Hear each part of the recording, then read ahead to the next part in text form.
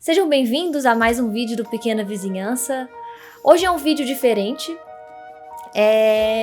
A partir de agora, eu vou separar algumas entrevistas do passado do Patrick, que são super interessantes e tem muitos tesouros escondidos nessas entrevistas.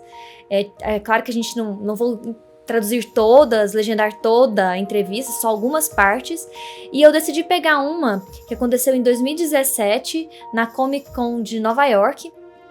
E, assim, eu ainda tô pensando se eu vou por evento ou se eu vou por tema. Ainda tô pensando mais ou menos como que eu vou fazer, então esse é um vídeo teste.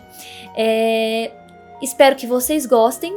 Eu vou comentando em cima um pouquinho de cada trecho. No caso das entrevistas do Patrick, vocês vão notar um certo padrão de respostas diferente. No sentido de que ele não responde as perguntas de maneira muito objetiva.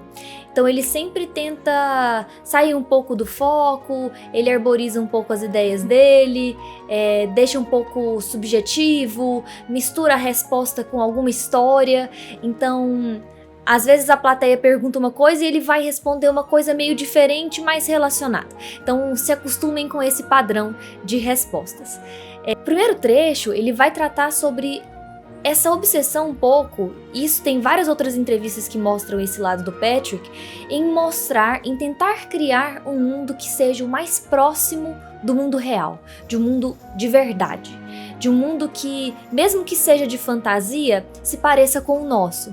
Ele até cita alguns exemplos também, junto com essa resposta, misturando essa ideia, essa obsessão por parecer real o mundo dele, também com a ideia de que alguns elementos no livro são a ponta do iceberg, ou seja, eles aparecem uma sombra daquilo que ele verdadeiramente projetou. Por exemplo, o mapa que a gente vê, esse é um exemplo de outras entrevistas, mas, por exemplo, o mapa que a gente vê provavelmente não reflete o mapa que ele tem do mundo.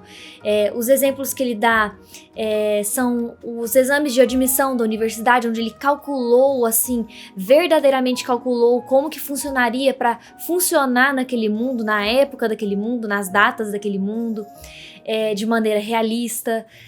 E outro exemplo foi a moeda modegana. Um dia perguntaram sobre a moeda modegana.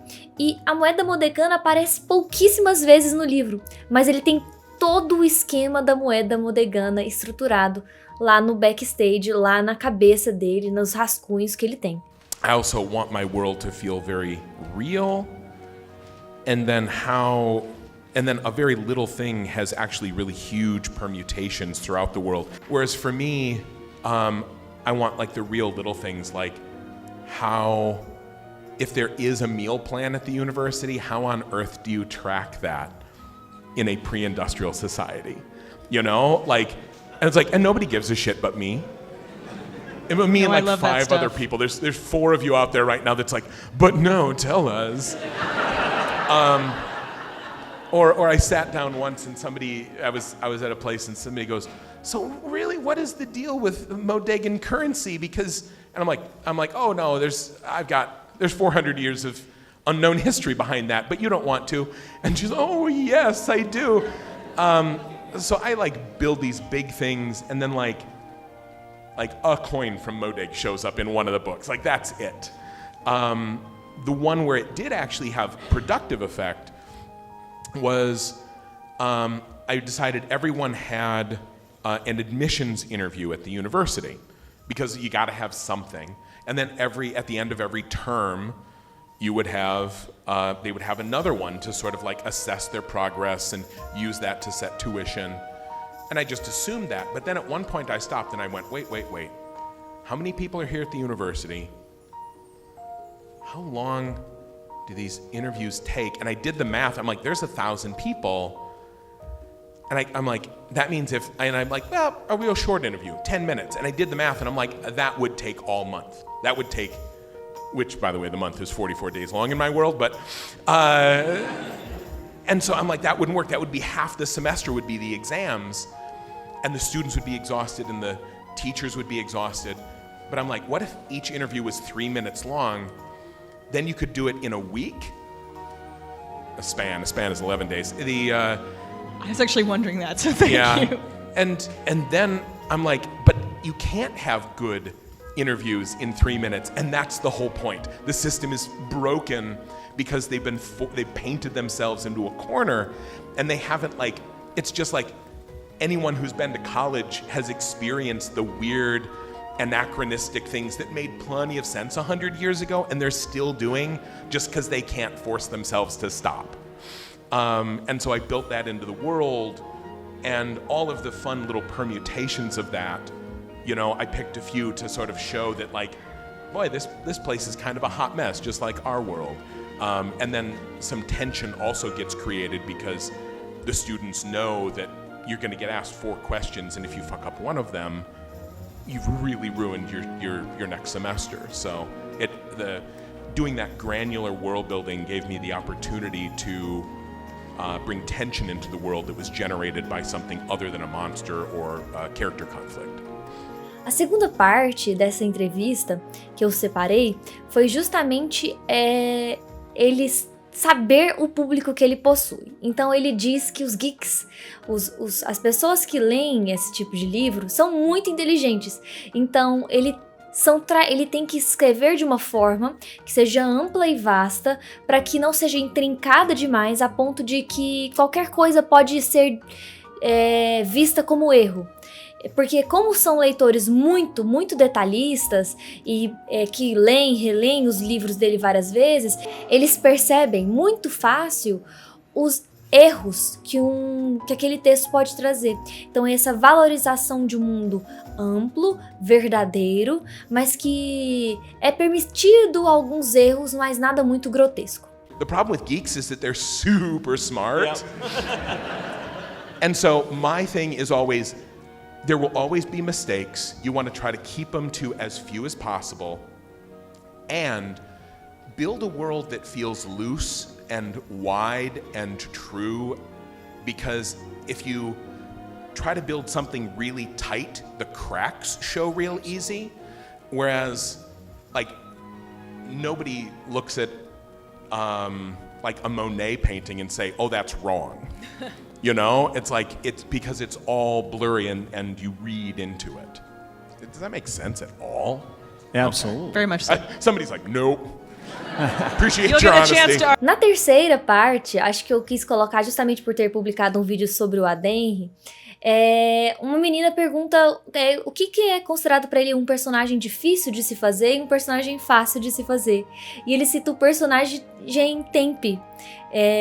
E, bom, eu não vou falar mais nada, a entrevista fala por si. É muito boa e é muito engraçada. Eu adorei, não sabia, foi super divertido saber o motivo dele ter retirado o Tempe da narrativa do Adenri. E tá aí o motivo, pra vocês.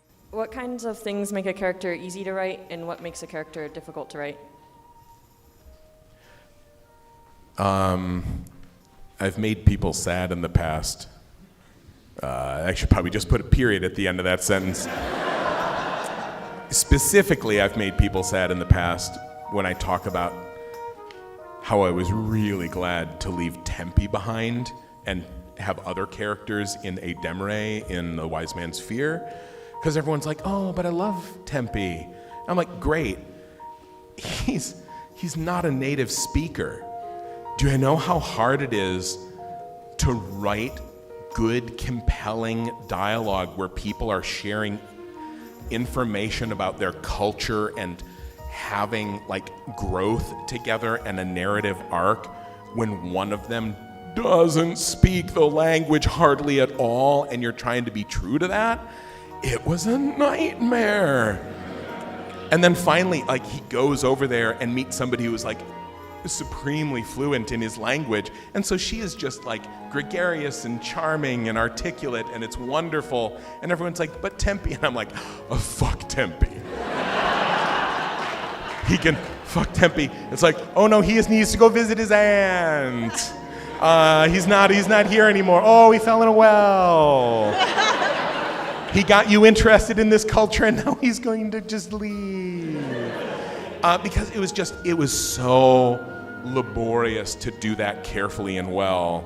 That's like one little example of something. It's a complete logistical issue. Other times it's an issue of wanting to get a perspective right. And like if it's a complex perspective or if it's not one to which I am like natively attuned, then that's just sort of difficult and dangerous in a different way, and it requires a different sort of labor for me. I'm sorry, was it what makes it easy and what makes it difficult? Yeah. All the other ones are easy. A quarta e última parte, acho que é uma das minhas partes favoritas dessa entrevista, de que é uma pergunta de como ele fez para criar poemas e músicas tão interessantes e tão assim bonitas, que tipo, se ele tinha alguma trilha sonora que ele utilizava como inspiração ou não. E aí ele dá uma volta para responder essa pergunta, mas uma volta muito interessante, dizendo que ele não é um músico, mas que ele é muito bom com linguagem, com palavras. Que ele não se lembrou a forma como é dada essa técnica, esse truque, onde ele aproveita a sonoridade das palavras a favor do próprio poema. Ele dá um exemplo de um poeta que fazia isso. Vocês vão perceber pela sonoridade que parece musical. E ele faz a mesma coisa. É uma combinação de palavras que, de maneira que, ao serem pronunciadas, fiquem parecendo música. E isso é técnica, isso é muito conhecimento, e isso mostra o quanto o Patrick é excelente para escrever, enfim. Okay, this is a question for Pat. I was really impressed with the way you incorporated poems or music in your book, and I was just wondering if you have a inspiration behind it, a soundtrack which runs through your mind while you write it. Like if I have a tune in my head when I write music, by and large, no. When I write, back in the dark days, when I wrote poetry,